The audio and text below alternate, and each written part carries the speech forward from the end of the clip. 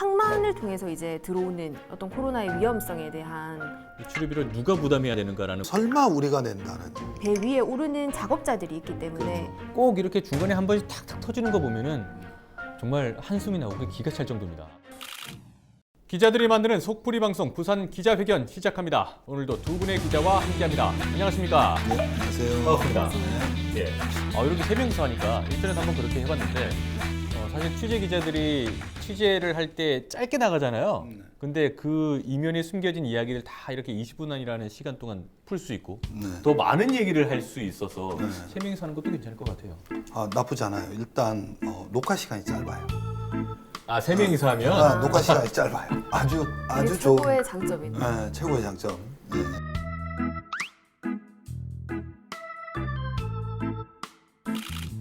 자, 오늘 그 주제를 먼저 살펴봐야 될 텐데 몇 달 전부터 계속 핫한 주제가 되고 있어요. 그죠? 부산은 사실 한동안 코로나19 살짝 잠잠했었잖아요. 근데 항만을 통해서 이제 들어오는 어떤 코로나의 위험성에 대한 위기감이 높아진 상황이죠. 자, 부산 시민들이 몇 달에 걸쳐서 계속 경악을 거듭지 못하고 많은 고민을 하고 있는 부산항을 통한 코로나19 확산 이야기를 다뤄보도록 하겠습니다.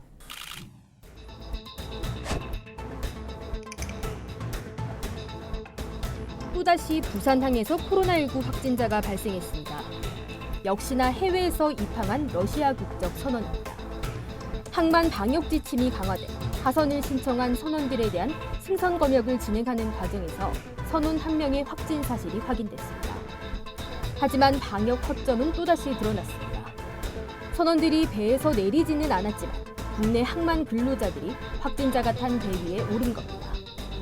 원양어선인 입항할 때 서류 검역 절차만 거치면 되는데 입항 이후부터 확진 사실이 드러나기 전까지 6일간 선박 수리 등의 작업이 이뤄졌습니다. 자, 지난 6월에 러시아 냉동화물선이 감천항에 입항을 했는데 그때부터 본격적인 부산항발 코로나19 감염이 시작이 됐습니다. 부산항 같은 경우에는 하루에도 이 80-90척의 선박이 오가는 상황이거든요. 네. 그래서 이 항만을 통해서 지역 내 감염까지 유입될 수 있다는 우려가 큰데 그 이유가 이제 선원들이 배에서 내리지 않는다고 하더라도 배 위에 오르는 작업자들이 있기 때문에 그렇죠. 그런 우려를 배제할 수 없는 상황이고 시민들이 상당히 불안을 느끼고 있는 실정인 거죠. 국내 감염 사례만 본다면은 부산이 좀 주춤하고 이제 좀 안정 단계 접어드나 싶었는데 이제 이런 예상치 못한 상황들이 벌어지니까 국민들이 더욱더 불안해하는 것 같습니다. 부산에만 항만이 있는 게 아니다 보니까 전국적으로 또 비슷한 상황이 벌어질 가능성도 그만큼 있는 것 같은데, 자, 그러면 본격적으로 비하인드 썰을 다루기 전에 먼저 주요 언론의 헤드라인부터 살펴보도록 하죠. 네, 차례대로 한번 읽어보도록 하겠습니다. 해양수산부 자가격리시설 변경, 부산 송도호텔 피해액 보상하라. 코로나 러 선원 총 49명, 인당 700만 원, 치료비 눈덩이. 러 선박 한인 선장 확진, 부산항 N차 감염 확산. 러시아 또 다른 선박서 2명 확진, 러시아 선원 누적 환자만 94명. 네. 단순히 그 러시아 선박에서 확진자가 발생했다는 내용뿐만 아니라 이제 그 다른 부수적인 문제들까지 같이 좀 주요 언론들에서 다루고 있었는데 무엇보다 우려했던 2차, 3차, 이제 N차 감염을 막지 못한 상황들이 계속해서 벌어지고 있다는 것을 알 수 있는 것 같습니다. 먼저 이 모든 문제의 시발점이었던 지난 6월 감천항 러시아 선박의 그 무더기 감염 사례부터 얘기를 좀 짚어보도록 하죠. 네, 이제 문제의 러시아 선박은 6월 21일 오전에 감천항에 입항을 했고 그리고 하루 뒤인 22일 밤에 선원 21명 중 16명이 코로나19 확진 판정을 받았습니다. 이제 일주일 전쯤에 이 배에 타고 있던 선장이 발열 증상을 보이면서 러시아로 돌아갔었는데요. 이제 러시아에서 코로나19 확진 판정을 받았고 이 소식이 이제 다시 한국으로 전해지면서 이 선원들에 대한 코로나 검사가 실시됐고 이 감염 사실이 확인된 상황입니다. 아니, 그렇다면 이제 그 배가 감천항에 입항하기 전에 이제 이미 의심해 볼 만한 상황이 발생했는데도 그대로 이제 입항을 진행한 거네요. 그렇죠. 그 배 안에서 이미 자기네들은 왜 열이 날까 하면서 의심을 해볼 만도 한데 그래서 그때 사전에 좀 조치가 취해졌더라면은 이만큼의 상황은 벌어지지 않았을 텐데 말이에요. 네네. 그래서 이제 작업을 하는 분들은 아무런 의심 없이 배에 오르고 오가고 이렇게 한 거죠. 그래서 하역 작업을 위해서 배에 오른 항운 노조원 34명, 보선사, 세관 공무원, 수리공 등 6명 이런 식으로 작업자들 위주로 이렇게 접촉자로 분류가 됐었죠. 배가 이 배 하나만이 아니었고 네네. 그때 이제 러시아 선박이 두 척이었고 오후 5시 24일 오후 5시 기준으로 확진자가 17명으로 전체 확진자가 늘었습니다. 선원 확진자들이. 그리고 정말 이때 보도 접하면서 저희도 취재를 했습니다마는 이거 뭐지? 이거 어떻게 돌아가는 거지라는 그런 불안감이 되게 컸거든요. 결국은 이제 감천항이 뚫리고 난 뒤에야 뒤늦게 이제 검역 절차도 강화된 걸로 아는데 예. 원래는 승선 검역도 하지 않은 걸로 그렇게 알고 있는데. 네, 맞습니다. 원래는 검역 관리 지역이 아닌 지역에서 입항하는 경우에 승선 검역을 전혀 하지 않았고요. 전자 검역이라고 해서 이제 선원들이 직접 자기가 이제 체크를 해서 내가 발열 증상이 있어요. 뭐 여러 가지 항목들을 체크를 해서 이 자가 검역, 전자 검역을 했던 상황이고요. 러시아도 당시에는 이 검역 관리 지역이 아닌 상태였고 그래서 승선 검역이 이루어지지 않은 상황이었습니다. 이 전자 검역이 원래 이제 배가 입항할 때는 그 항해 일지하고 네네. 또 그 검역 질문서하고 네. 선원들의 보건 상태 신고서를 전산으로 제출을 하고 그러면 이제 항만에서 이거를 보고 문제가 없을 때는 그 검역증을 발급을 해줍니다. 그러면 그 검역증을 발급받은 이후에 도선사가 올라가고 또 항만 노동자가 올라가서 작업을 하고 뭐 이런 것들을 하게 되는데 이 검역증이 전산으로만 쭉 보고 오케이 하면서 발급되면 이제 문제 없는 거죠. 서류상으로는 문제가 없는 거죠. 이번 사례처럼 이렇게 올라갔을 때 이제 문제가 발생하는 건데 결국에는 이렇게 집단 감염이 발생하니까 러시아 선박에 대해서도 이제 승선 검역을 하겠다. 네네. 이렇게 이제 방향성이 바뀐 거죠. 여기 뭐 그 이후에 나온 것들이 선원과 국내 작업자 간의 뭐 비대면 방식을 도입하겠다. 네네. 뭐 이런 것들이 정책으로 나왔는데 사실상 그게 제대로 지켜지기 쉬울까? 그 이후에 들어온 선박들에서 똑같은 상황들이 계속 벌어지는 과정이라서 사실 좀 보완된 정책도 우려되는 부분이 있긴 한 것 같습니다. 글쎄요. 배에서 어디까지 비대면이 가능할지 모르겠습니다. 그 뭐 큰 배라 하더라도 사람들이 다니는 공간은 한정돼 있고 또 통로가 워낙 좁잖아요. 배라는 특성상. 뭐 그래서 어떤 식으로도 마주칠 수밖에 없을 상황이 벌어질 것 같기도 한데 물론 뭐 그런 것들을 다 경계해가지고 계획을 세우고 하겠습니다만은 애초에 이미 몇 달 전부터 전 세계적으로 이렇게 확산되고 있었는데 왜 항만에서는 이런 것들이 제대로 좀 초반에 그런 규제라든가 이런 것들이 좀 탄탄하게 만들어지지 않았을까라는 그런 좀 아쉬움이 있고요. 항만에서만 그치지 않고 결국에는 지역사회 감염으로까지 이어졌다는 거 그게 제일 컸던 좀 아픔인 것 같습니다.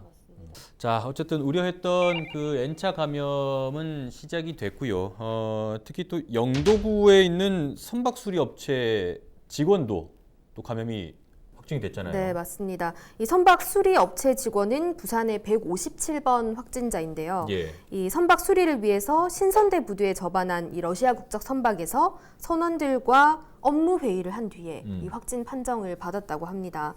당시에 뭐 자녀가 재학 중인 유치원이랑 초등학교가 수업을 중단을 했고요. 그렇죠, 맞아요. 이제 확진자가 됐으니까. 그리고 시민들이 이것 때문에 상당히 불편을 겪기도 했었죠.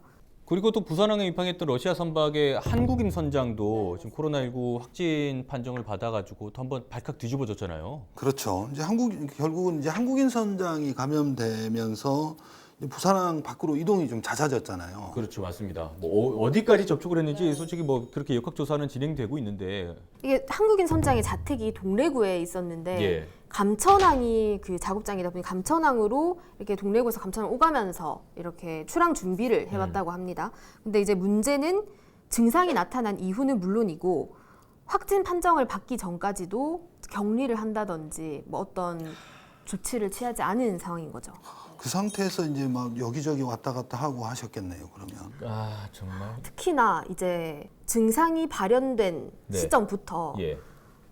유흥업소, 동구와 부산 진구에 있는 유흥업소를 방문을 하고 증상이 네네네. 나타났는데도 네. 그리고 중구와 서구에 있는 식당, 그러니까 즉 다중 밀집 이용 시설도 거리낌 없이 방문을 했다는 거고요. 이제 확인을 해보니까 역학조사 결과 유흥업소에서 접촉한 사람만 100명에 육박하는 것으로 당시 확인이 됐었습니다. 그러니까 이 정부나 지자체나 시민사회에서 아무리 자 마스크 쓰고 사람들 만나는 거 제발 좀 자제하고 이렇게 해도 꼭 이렇게 중간에 한 번씩 탁탁 터지는 거 보면은 정말 한숨이 나오고 기가 찰 정도입니다. 아마 모든 방송 보시는 분들도 그렇고 많은 시민들이 똑같이 느끼고 계실 텐데 정말 이거는 시민의식이 제일 중요한 상황인 것 같은데 말이죠. 지금 그리고 그 한국인 선장이 아까 자가격리를 안 했다고 말씀을 하셨는데 네. 보건당국에서 전수조사를 한번 하지 않았던가요? 네, 근데 이제 전수조사 대상이 외국인 선원이나 국내 항만 근로자였는데 예. 당시에 이미 하선한 승선원은 검사 대상이 아니었기 때문에 아. 해당 확진자는 검사를 하지 않았다고. 증상이 발현되지 않았더라도 스스로 조심했어야 되는데 본인이 이제 그런 거리낌 없이 했다는 거에 대해서는 좀 같은 시민으로서 좀 안타까운 부분이죠. 그렇습니다. 부산 곳곳에 그 선별 진료소도 다 마련이 돼 있고 가면은 뭐 열 체크라든가 이런 것들 그 검사가 다 가능한데 안 하더라도 자가격리든 어떤 식으로든 좀 그렇게 확산을 막기 위한 본인 스스로의 조심도 필요한데 말이죠. 어쨌든 이런 사례들을 보면서 시민들의 불안감이 더 커질 수밖에 없는 상황인 것 같습니다. 자, 그리고 코로나19로 인한 피해는 이뿐만이 아닐 것 같은데 러시아 선원들의 확진이 계속해서 이어지고 또 이 선원들이 그 부산의료원이나 이런 이제 격리 치료를 받으면서 결국엔 치료비에 대한 이슈도 좀 불거지고 있어요. 이 치료비를 누가 부담해야 되는가라는 문제까지 말이죠. 설마 우리가 낸다는 그런 말씀을 하시는 거예요. 이게 법적으로 감염병 예방관리법 상에 따라서 이제 외국인 감염병 환자에 대한 치료 경비는 국가가 부담한다. 이렇게 명시가 되어 있다고 하더라고요. 그렇죠. 상당히 논란이 되고 있죠. 아니 그 이제 시민 입장에선 안 그래도 이제 코로나19가 확산될까봐 불안에 떨어야 하는데 러시아 선원들의 치료 비용까지 국민의 세금으로 충당을 해야 된다는 게 좀 저는 좀 약간 불합리하다라고 좀 생각이 드는데. 이 배가 어쨌든 우리나라로 들어와서 감염이 확진이 됐기 때문에 어쨌든 그 나라에서 치료를 하게 되는 것이고 이제 논란이 좀 될 수 있는 거는 이제 공해상이나 이렇게 다른 곳을 다니다가 이제 입항을 했을 때 감염 사실을 확인하게 됐으니까 왜 그걸 우리가 부담을 해야 돼? 그러면은 증상이 애초에 감염이 된 나라든가 배 뭐 선사라든가 이쪽에서 부담을 해야지라는 이런 것들은 시민의 입장에서는 충분히 얘기할 수 있는 부분인 것 같아요. 그렇죠. 이제 본국에서 원래 자신의 국적인 나라에서 그렇죠. 감염이 됐는데 이제 배를 타고 와서 우리나라에서 확진 판정을 받았다고 해서 이제 치료비를 부담해야 된다는 게 사실 납득이 어려운 부분도 있는 것 같긴 하고요. 그리고 이제 사실 치료비가 이게 뭐 한두 푼 하는 금액이 아니기 때문에 예, 더 문제가 되고 있는 것 같습니다. 그렇죠. 이게 한 1,000만 원 정도 되는데 이번에 이제 러시아 선원 관련해서 한 94명이거든요. 우리 상식적으로 1,000만 원씩만 이렇게 해도 9억 4천 정도. 9억 4천. 상당한 금액이네요. 어쨌든 우리나라도 감염법 예방법에 그런 내용들이 들어가 있습니다만은 세계적으로 공통적으로 적용되는 그런 규정이 있을 거라고 생각을 합니다. 뭐 어쨌든 그 나라든 뭐 자국이든 뭐 어떻게 부담을 뭐 치료비에 대한 책임이 되든 뭐 인도적인 차원에서의 그런 치료가 되든 그런 부분에 대한 규정이 있을 것이고 어쨌든 이번 사안은 뭐 정부도 그렇고 뭐 부산시도 그렇고 그렇게 꼼꼼하게 한번 따져보게 될 거니까 일단 좀 지켜보도록 하고요. 근데 이제 정부에서 일단은 기존 방침을 바꾸겠다고 발표를 하기는 했는데 이 러시아 뭐 선원들뿐만 아니라 워낙 해외에서 들어와서 확진 판정을 받고 또 치료를 해줘야 하는 상황들이 많이 발생하다 보니까 네. 진단 검사비는 우리 국가가 부담을 하되 이제 치료비 같은 경우에는 그 당사자 부담 비중을 높이겠다 이런 보완 방침을 발표를 하기도 했습니다. 자, 비하인드 썰 이번 주제는 코로나19로 인해서 경제적인 타격을 입고 있는 중국의 상인들의 입장에서는 정말 분노할 만한 이야기를 좀 해보도록 하겠습니다. 해외에서 입국한 선원들의 격리시설 논란이 벌어졌었죠. 해수부가 해외 입국 선원 격리 시설을 중구의 한 호텔로 지정해 운영하기 시작한 건 지난 17일. 당초 서구에 있다 인근 상인과 주민들의 반발로 대체 장소를 찾으면서 위치를 옮겼습니다. 문제는 이 과정에서 지자체와 협의를 거치지 않았다는 점입니다. 해수부 측하고 부산시에 연락을 하니까 이거는 국가적인 시책이라서 지자체하고는 아무 관련이 없다. 그래서 제가 더 화를 냈습니다. 지자체와 의논을 하고 해야지. 지자체에는 아무거나 안 하고 국가에서 하는 일은 지자체는 무조건 따라가. 주민들은 1인 시위를 벌이는 등 격리시설 지정에 대해 거세게 반발하고 있습니다. 실제 이제 그 분들을 이제 옮기고 자가 격리해야 되고 이거는 맞지만 그렇죠. 이렇게 깜깜이식으로 지역 주민들 그 누구도 모르게 네. 또 특정 지역이 반발한다고 해서 옮기는 이런 거는 행정 스스로 불신을 높이는 행위 아닌가 싶은데. 물론 버스로 한 번에 쭉 데리고 와서 그 특정 장소에 특정 호텔에 다 격리를 시켜놓고 관리를 하고 못 나오게 하겠지만은 사실 그 주위에 있는 주민들의 입장에서는 얼마나 불안하겠습니까? 내가 살아가는 동네고 우리 마을에 이런 큰 건물에 이런 확진자들이 한 곳에 다 모여 있다고 생각을 한다면은 해외 입국자들 한창 이제 우리가 비행기로 다 데리고 오고 했을 때 예를 들면 뭐 공무원 연수원이라든가 좀 떨어져 있는 이런 곳에 다들 격리 수용을 했었잖아요.